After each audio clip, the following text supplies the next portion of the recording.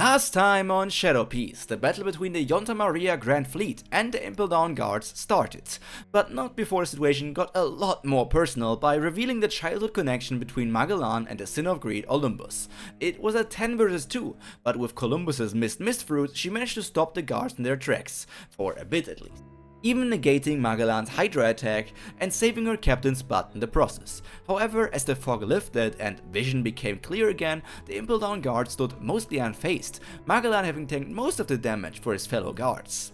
Before Columbus could react, she was hit by a hard whip attack from Sadi, sending her flying across the ship. She was in a direct flight towards the ocean, but the Sin of Greed was right there to help her out. He rushed to intercept her and catch her. Even as Mino Chihuahua stepped into his way, the Sin of Greed only stopped for a single second to punch him into the floor of his ship, sending him straight through all of the floors and into the ocean to drown. It didn't matter if it was a false awakened Zoan Devil Fruit. If Olympus had a goal in mind, he would use all of his might to reach it. And so he managed to reach his second command and rescue her from the impending dangers of water for a Devil Fruit user. Just like always, you scratch my back and I scratch yours. Nothing went unrewarded in the Yonta Maria Grand Fleet, and as Columbus had stopped the Hydra attack of Magellan to help out Olympus, he saved her as well. All of the Impel Down forces unleashed their attacks against the fleet of death members, separating them with a well-strategized plan from Hanyaba. This in process made Olympus stand in front of Sadi and the 4 remaining jailer beasts. Sadi unleashed a tornado of whip attacks, encircling her, the jailer beasts, and Olympus with it.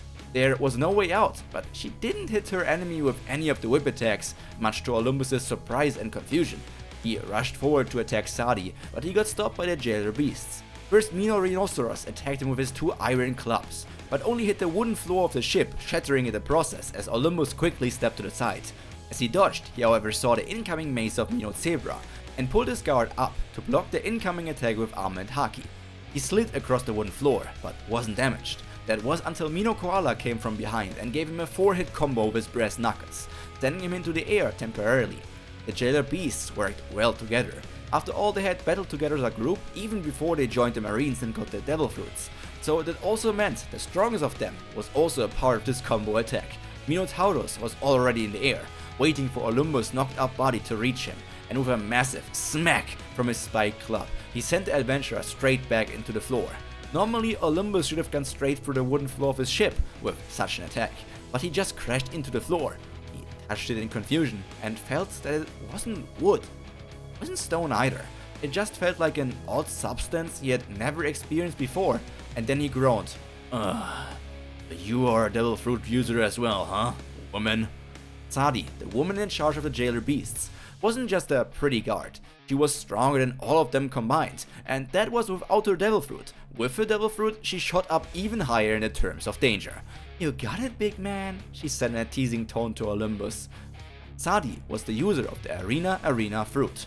With her powers, she could create an arena that was locked in another dimension. At first, she could only bring herself and one target into that place, but after years of practice, she increased her proficiency with the skill, and now she could bring a total of 6 people into her arena. In this case, those people were the 4 remaining jailer beasts, herself, and Olympus. But that wasn't all there was to her powers. In this limited space, her special whip made her even more dangerous, as the whip was specially produced for her, and had another Devil Fruit power, namely the Absorb Fruit.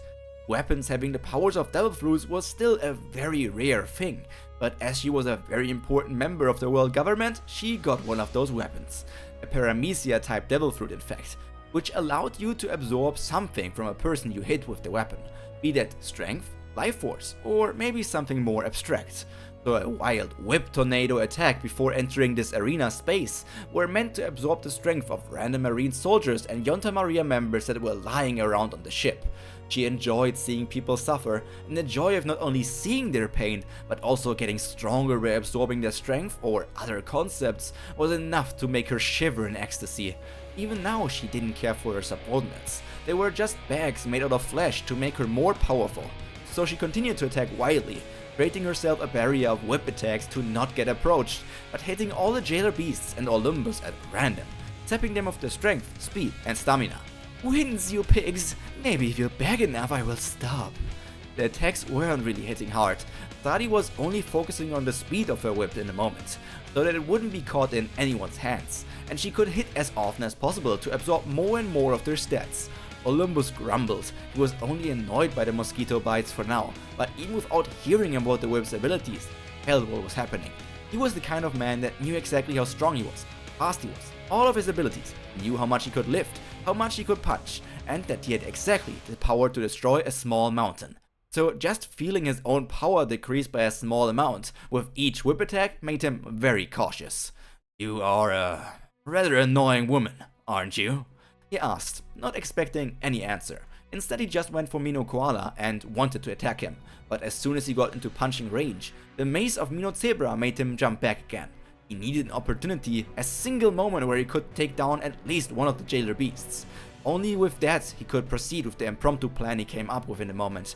The awakened Zoan monsters attacked him again and again, and while he could manage to decrease the damage he took, he didn't find the chance to strike back. Yet. The whip hits started accumulating, and after the 1000th hit, he felt like 1% of his strength had disappeared. At least now he had a decent picture of how long it would take Sadie to absorb his might completely. A time limit until his loss was certain. Next time the jailer beast came for an attack, he went with an unorthodox approach. Just a moment before Mino Zebra's mace could send him flying, he punched his own body, sending him directly to the point Mino Zebra also wanted to send him, towards Mino Koala.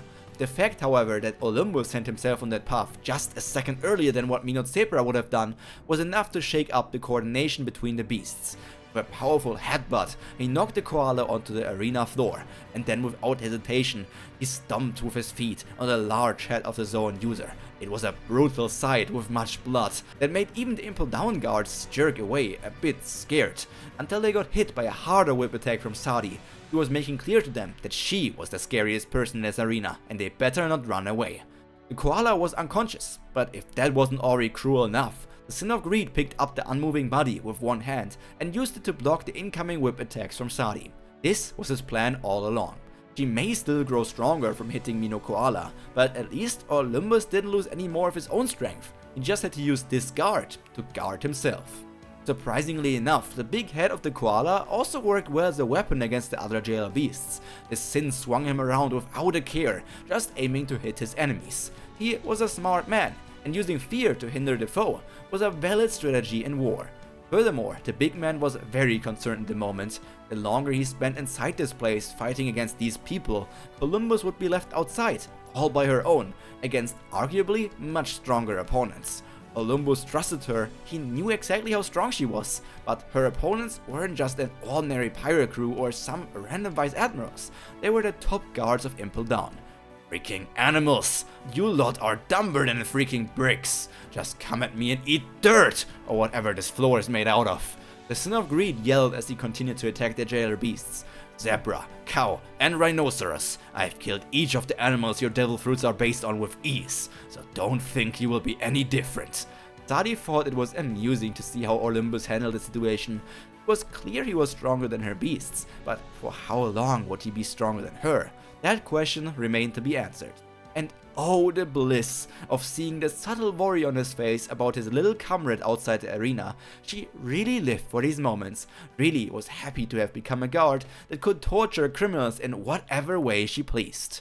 But for now, this is the end of today's episode of Shadow Piece. I hope you enjoyed it and are looking forward to more. Right now we are going into the battle between those 5 people, the jailer beasts, Sadie and Olympus.